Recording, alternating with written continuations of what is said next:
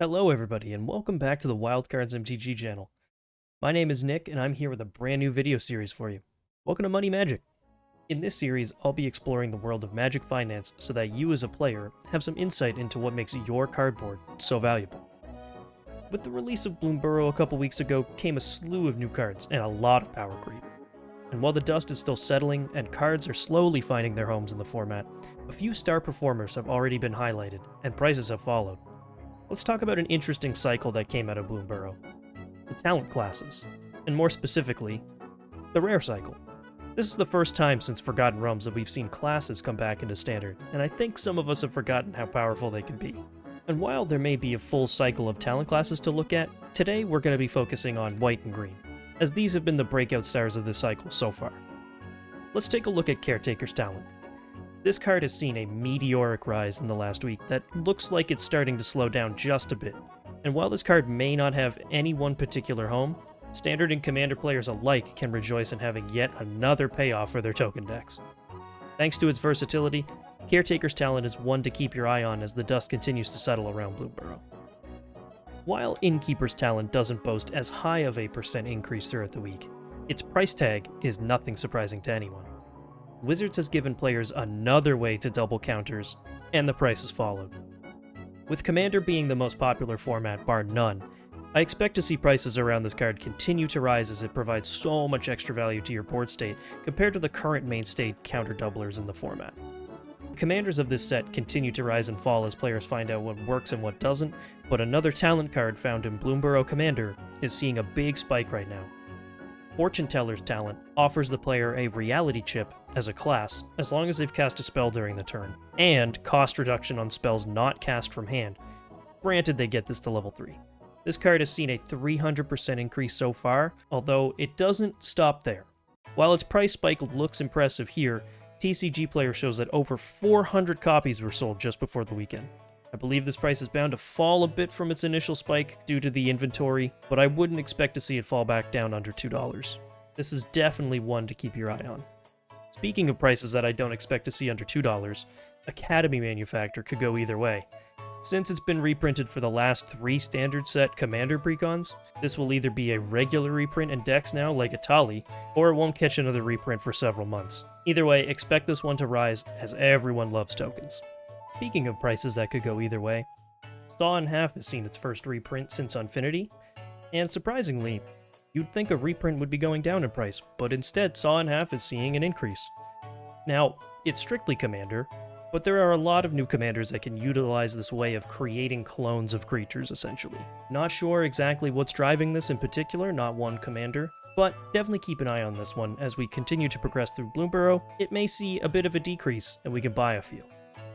Between Standard Rotation and its first reprint, an offer you can't refuse saw a big loss when Bloomburrow released. Not even a week later, it's begun to climb back up. Even though it's no longer in Standard, it's found a home in many different Commander decks, and even a few modern ones, such as the Ad Nauseam combo and Belcher decks. I would keep an eye on this one, is a really good counterspell, really versatile, goes in a lot of decks. Alright, let's move on from Bloomburrow Commander cards to Bloomburrow Standard cards, starting with Patchwork Banner. Of course, this card has seen a 400% increase over the last week, and it's no surprise why. We have a banner, we have a mana rock, we've glued them together, and now we've given them to players in Standard and Commander, where Kindred decks run rampant. It makes sense why the price has gone so high. I would expect it to go even higher over the next few weeks. Keep an eye on this one. This next one I didn't expect to see here, but it's no surprise when you look at the cards that are going up in price thanks to Bloomburrow Standard. A lot of it has to do with Orzhov. Orzhov Midrange has become a huge spike for a lot of cards, and Zoraline Cosmos Caller has gotten a good seat in the house for this one, going up almost 200% in the last week. This, plus other cards, like Beza the Bounding Spring, going up 148%, and Rottenmouth Viper, going up 22%, but I'd expect this to be a lot higher in the next week. Though it's interesting because even though we have some spiking prices in Bloomburrow, a lot of Bloomburrow is just going down right now. A lot of it. And so, as usual with the set release, let's wait a few weeks before we buy up a lot of the singles, because the prices are not reflective of the actual worth of the cards right now. But enough of that. Let's talk about that Orzhov mid-range deck a little bit. And of course, let's start off with your favorite, Sheoldred the Apocalypse. For anybody who's holding onto a Sheoldred, nice to see an 8% increase in the price over the week, as this card is continuing to dominate in Standard. Though, it doesn't just stop there. Even though we only saw an 8% increase, the card is going for almost $83 on TCG player sales, and the listed median being about $75. I'd actually expect this card to be sitting somewhere around $80 right now, and it's trending upwards. Keep an eye on this one. But that's just one piece in Orzhov right now.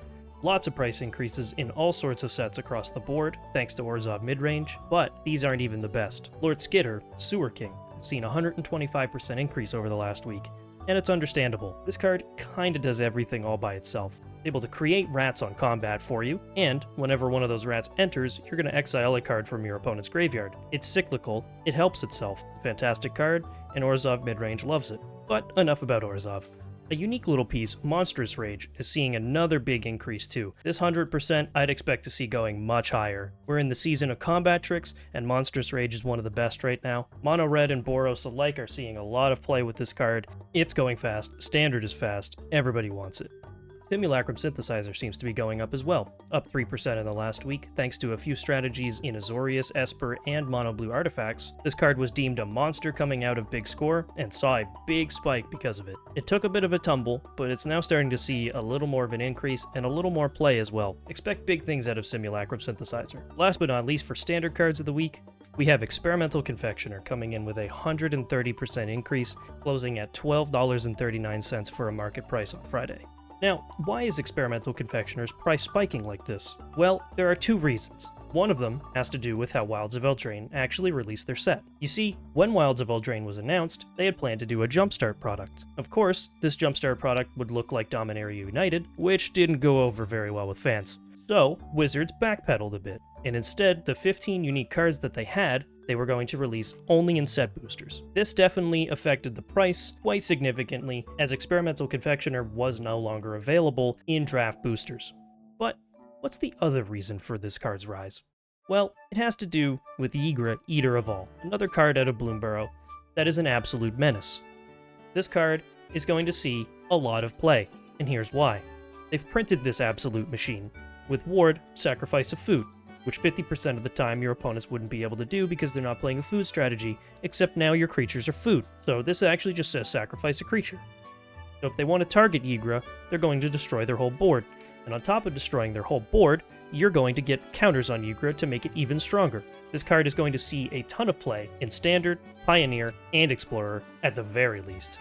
And now to put the whole package together, we have Ygritte, who is going to make all of our creatures food, plus Experimental Confectioner, which creates a food on entering, and then whenever you sacrifice a food, you now make a rat creature, and a sack outlet, such as Bartolome. This is going to allow us to sacrifice all of our rats infinitely because they are all food, making Bartolome infinitely large and Ygritte infinitely large. And while this doesn't win immediately on the spot, you now have two infinitely sized creatures, and Bartolome can be activated at instant speed, so you can do this during combat. Instead of Bartolome and running Abzan, we can keep it to Golgari and run Greta.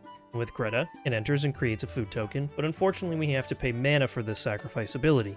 We do have two individual sack abilities, so we can draw through our entire deck, and we can put 1/1 counters on creatures, but it is going to cost us mana. But instead of Greta, we can have Sweet Tooth Witch instead, which we can pay any generic mana into and sacrifice our food to slowly drain the opponent.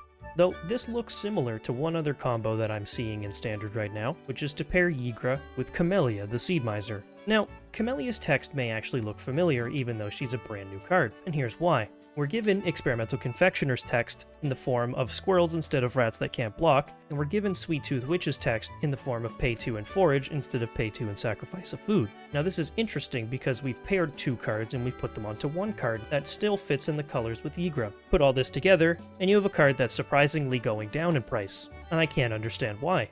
This card is a pairing of Experimental Confectioner and Sweet Tooth Witch. It pairs two cards into one and gives you everything you need in an engine to go. If Ygritte was the body, Camellia is the V8 engine. Even with its surprising dip of 38% in the last week, I would expect Camellia to start going up in price once people catch on to the fact that it's actually two cards in one. Back to combos with Ygritte and Experimental Confectioner, we move into Pioneer and Explorer, and we actually get a better sack outlet than Bartolome in Maraleaf Rider. We have the ability to stay in Golgari colors, we have a direct sacrifice a food outlet, and we're only paying at most 1 green with 1 generic. Now, this isn't the best sack outlet for Ygra, and we all know that. There's one in particular that trumps all, and it actually trumps Experimental Confectioner itself, removes it from the combo entirely, and that is, this little black cat has been involved. All you need to do is pair Ygra with 2 Cauldron Familiars, and you have yourself a Perpetual Motion Machine. Interestingly enough, this has not driven up the price of Cauldron Familiar that much, though stay tuned as it may, because this combo provides itself to winning very easily in Pioneer. Alright, thank you to everybody for watching the first episode of Money Magic. As always, if you enjoyed the content, please feel free to like and subscribe, and if I missed anything, please comment below what topics you'd like me to cover for future videos. I'll be back next week, same time, same place. Bye-bye!